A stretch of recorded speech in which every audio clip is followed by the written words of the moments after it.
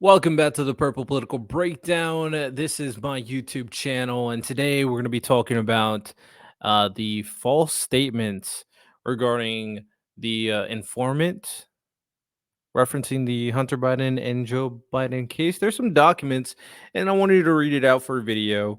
So if you guys enjoy, make sure you guys like and subscribe. I am trying a new approach. I'm not trying to dismiss any of y'all's opinions.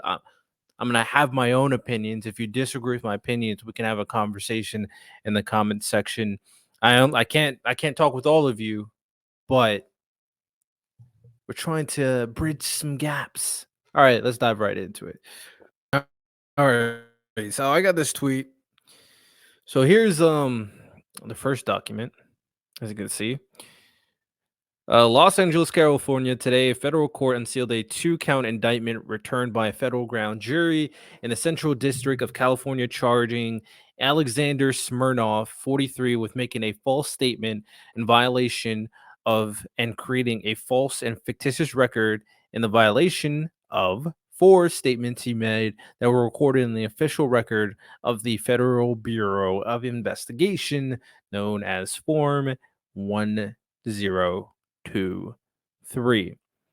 On February 14, 2024, federal grand jury returned the indictment as Smirnov was arrested at the Harry Reid International Airport in Las Vegas, Nevada, after his arrival in the U.S. from overseas. Later today, Smirnov will have an initial appearance at the federal courthouse in District of Nevada. According to the indictment, Smirnov was a confidential human source with the FBI. As alleged in the indictment, despite repeated admonishments that he must provide truthful information to the FBI and that he must not fabricate evidence, Smirnov provided false derogatory information to the FBI about Public Official 1 and Business Person 1, the son of Public Official 1, in 2020 after Public Official 1 became a presidential candidate. The indictment alleges that in March 2017, Smirnov reported to an FBI agent that he had a phone call with the owner of Ukrainian industrial conglomerate Burisma Holdings Limited concerning Burisma's interest in acquiring U.S. company and making an initial public offering on a U.S.-based stock exchange. In reporting the conversation to the FBI agent, Smirnov also noted that business person 1, public official 1's son, was a member of Burisma's board, a fact that was publicly known. The indictment alleges that Smirnov provided no further information. 3 years later, in June 2020, the indictment alleges that Smirnov reported for the first time two meetings in 2015 and or 2016. As alleged in the indictment, Smirnov falsely claimed that during these meetings, executives associated with Burisma admitted to him that they hired business person 1 to protect us through his dad from all kinds of problems. Interesting. Now, this is not something I deep dove when it came to the allegations regarding Hunter Biden, but I know this was a huge quote. Protect us through his dad from all kinds of problems. If this is a lie, that is huge. Let's keep reading. And later, they had specifically paid $5 million each to public official 1 and business person 1. I'm just going to say Joe Biden, Hunter Biden, honestly. When Joe Biden was still in office, so that Hunter Biden will take care of those issues through his dad, referring to a criminal investigation being conducted by then Ukrainian prosecutor general into Burisma and a deal with the then Ukrainian prosecution general.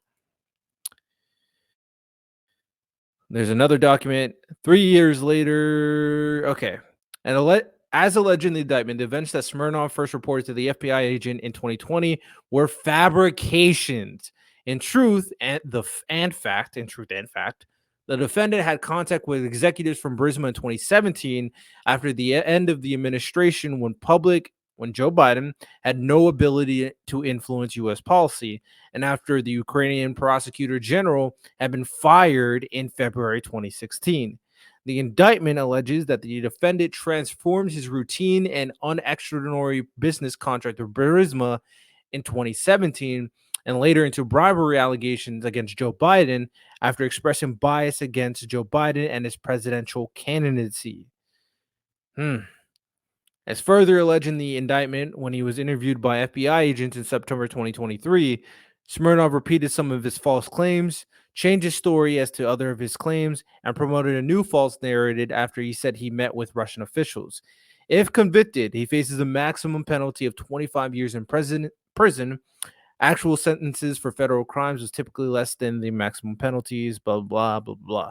That's pretty crazy to me. I'll be honest, because this was a huge thing that people who are anti-Biden brought up in terms of allegations regarding Biden, saying that some of his crimes, quote unquote, are comparable to Trump.